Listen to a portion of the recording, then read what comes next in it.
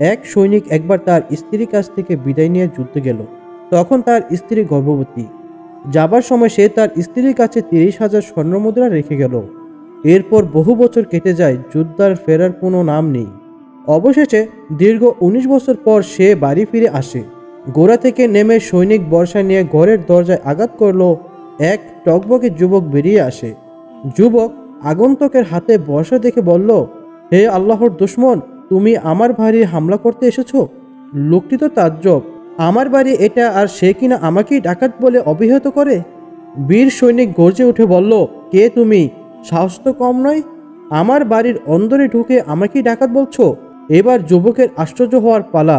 এই অজানা বুড়ো দেখি উড়ে এসে জুড়ে বসার মতো কথা বলছে। এভাবে কথা কাটাকাটির এক পর্যায়ে একজন আরেকজনের উপর ঝাঁপিয়ে পড়ল। বেঁধে গেল তুমুল লড়াই। কেউ কাউকে ছাড়ার পাত্র নয়। তাদের লড়াই ও হুঙ্কারে পাড়ার সব লোক এসে জড়ো হলো এবং কোনো মতে তাদের থামাতে সক্ষম হলো। এবার সবাই যুবকের পক্ষ নিল। যুবক ক্ষিপ্ত হয়ে বলল, একে কাজে দরবারে সোপর্দ না করে কিছুতেই ছাড়ছি না। লোকটিও হুঙ্কার ছেড়ে বলল, এই দুশ্চরিত্র ছেলেকে আমি বিচার লয়ে নিয়ে যাব, তখন যা হবার হবে। প্রতিবেশীরা লোকটির দৃঢ়তা দেখে বিদ্যান্দন্যতা পড়ে গেল। তারা বলল, ভাই, আপনি বোধহয় বাড়ি চিনতে ভুলে গেছেন। এই বাড়ি ওদেরই, ওরা বহুদিন ধরে এখানেই আছে। লোকটি বলল, হতেই পারে না, আমি ঠিক চিনেছি, এই বাড়ি আমার, আমি তো অমুক গর্তের সর্দার। তখন বাড়ি থেকে এক মহিলা বেরিয়ে এসে বলল, এই রাবি, চুপ করো, কিন্তু তোমার বাবা আমার স্বামী। মুহূর্তেই উত্তপ্ত ভাব পাল্টে গেল। রাবি পিতার বুকে ঝাঁপিয়ে পড়ল, বলল, ক্ষমা করুন পিতা, আমি চিনতে পারিনি।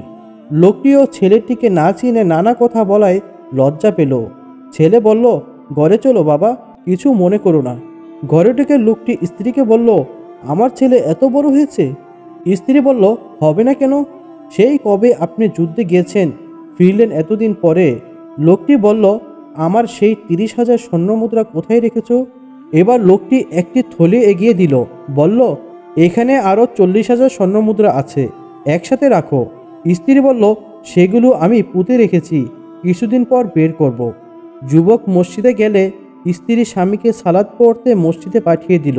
সালাত শেষে লোকটি দেখল মসজিদের চতুরে বহু লোকের সমাগম, পাঠ চক্র চলছে। কাছে গিয়ে দেখল এক অল্প বয়সী যুবক জোরসোরো হয়ে নতমুখে দুরুস দিচ্ছে, আর বহু গণ্যমান্য আলেম উলামা একান্ত মনোযোগের সাথে দুরুস নিচ্ছেন। লোকটি আশ্চর্য হয়ে একজনকে জিজ্ঞেস করল, কে এই সৌভাগ্যবান ব্যক্তি? লোকটি বলল, তিনি হলেন মদিনার নগরীর সবচেয়ে বড় ফকি ইমাম রাবি বিন আব্দুর রহমান।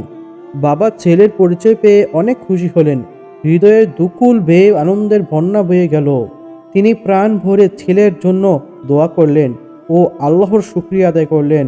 বাড়ি ফিরে স্ত্রীকে বললেন, আজ আমি তোমার ছেলেকে এমন অবস্থায় দেখেছি যে অবস্থায় কেউ তার ছেলেকে দেখেনি। সত্যি আমি সৌভাগ্যবান।